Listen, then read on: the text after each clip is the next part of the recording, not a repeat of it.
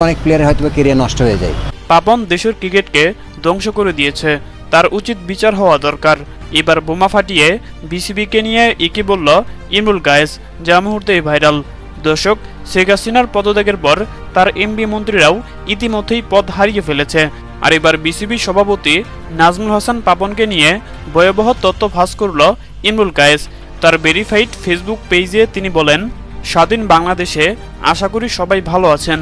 Bangladesh cricket বোর্ডকে ও ক্ষমতার কালো থাবা থেকে মুক্ত করতে হবে। সম্প্রতি একটা সাক্ষাৎকার দেখলাম, বোর্ড কর্মকর্তারা মুখোশ পাল্টে এখন মিথ্যা আশ্বাস দিয়ে যাচ্ছে।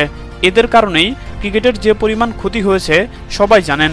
কত প্লেয়ারদের ক্যারিয়ার ধ্বংস করেছে তারা, শুধু তাদের পছন্দের তালিকায় না থাকার কারণে। খেলোয়াড়দের সাথে ন্যূনতম সম্মান দেখানো হয় না। বোর্ডের প্রতি আমার অনুরোধ, আপনারা যথেষ্ট করেছেন, দেশের ক্রিকেটকে দেওয়ার আপনাদের আর কিছু নেই।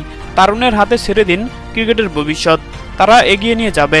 তাদের হাতে ধরেই আসবে বড় সাফল্য, যেখানে উঁচু করে থাকবে বাংলাদেশ ক্রিকেট। উল্লেখ্য যে একসময় বাংলাদেশের 3 ফরম্যাটে ওপেনিং করেছেন ইমরুল কায়েস, কিন্তু নির্বাচকদের তালিকায় না থাকার কারণে ইমরুল কায়েসকে জাতীয় দল থেকে বাদ দেওয়া হয়। হ্যাঁ দর্শক, আপনাদেরকে বলছি, ইমরুল কায়েসকে আবারও জাতীয় দলে দেখতে চান কিনা জানিয়ে দিন আপনাদের গুরুত্বপূর্ণ মতামত আমাদের কমেন্ট বক্সে। ধন্যবাদ।